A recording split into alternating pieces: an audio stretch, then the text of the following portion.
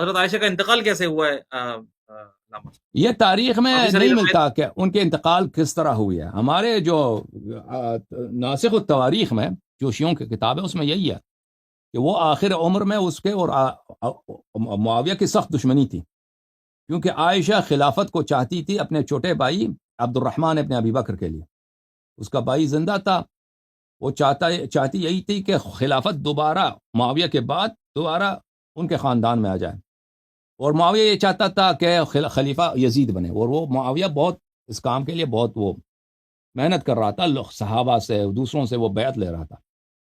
تو یہی ہے کہ اس نے عائشہ کو دعوت دی اور ایک گڑھا کھودا اس کے لیے، اور عائشہ اس میں گر کے مر گئی.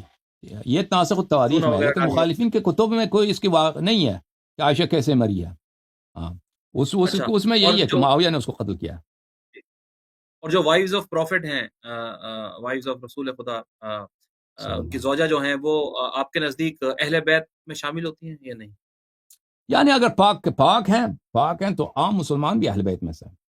اگر انسان سلمان من اہل البیت، امام صادق امام امیر المؤمنین علیہ السلام نے کمیل سے کہا، یا کمیل لا تاخذ الا عنا تکن منا، کمیل تم صرف ہماری پیروی کرو، صرف ہماری بات مانو تو تم ہمارے ہوں گے، تم ہم اہل بیت میں سے ہوگے نا. ایک شخص تھا بنی امیہ کا تھا، بنی امیہ کا ایک شخص تھا، اس کا نام تھا سعید الخیر ظاہرا نام تھا اس کا. وہ امام باقر علیہ السلام کے زمانے میں رہتا تھا، تو وہ بڑا روتا تھا امام علیہ السلام کے پاس. ایک دن اس نے بڑا رویا، بلند آواز سے گریہ کی. تو امام علیہ السلام نے پوچھا کہ تم کیوں روتے ہو؟ تو اس نے قرض کی میں کیسے نہ روؤں کہ میں شجرہ ملعونہ میں سے ہوں، میں بنی امیہ خاندان میں سے ہوں جس کو اللہ نے لعنت کیا، میں تو ملعون خاندان میں سے کیسے روتے؟ امام علیہ السلام نے فرمایا انت اموی منا اہل البیت، تم بنی امیہ میں سے ہو لیکن ہم اہل بیت میں سے ہو. ٹھیک ہے نا. تو جتنے بھی دنیا میں مومن ہیں وہ اگر وہ اہل بیت علیہ السلام کی اتباع کریں تو وہ اہل بیت علیہ السلام میں سے ہیں، لیکن وہ مطہر نہیں ہے. جو اصحاب کساء ہیں ان میں سے نہیں ہے، سلمان اصحاب کساء میں سے نہیں ہے، لیکن اس نے اتباع کی، تسلیم ہوئے. ٹھیک ہے نا.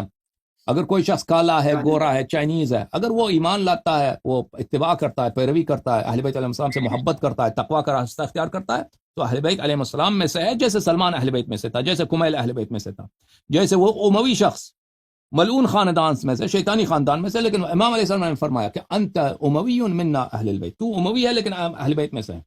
ٹھیک ہے نا. تو ازواج نبی صلی اللہ علیہ وسلم جیسے ام سلمہ رضی اللہ عنہا ہیں، بہت نیک شخصیت، وہ نہایت ہی محب اہل بیت علیہ السلام. اور امام حسین علیہ السلام کے کتنے وہ چہیتے تھے. رسول اللہ صلی اللہ علیہ وسلم نے مٹی دی تھی کہ جب یہ خونی بن جائے تو تم یاد رکھنا کہ امام حسین علیہ السلام شہید ہوں گے. امام حسین علیہ السلام نے اپنی جو وصیتیں تھیں، جو وہ کربلا جاتے وقت، مکہ جاتے وقت ان کے حوالے کیا تھا. پھر امام زین العابدین علیہ السلام جب واپس آئے تھے تو ان سے لیا تھا.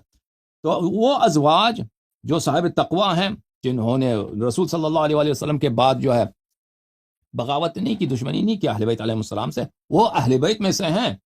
ان معنوں میں، اس معنوں میں کہ جیسے دوسرے لوگ جنہوں نے اتباع کی وہ اہل بیت میں سے بنے. ٹھیک ہے نا.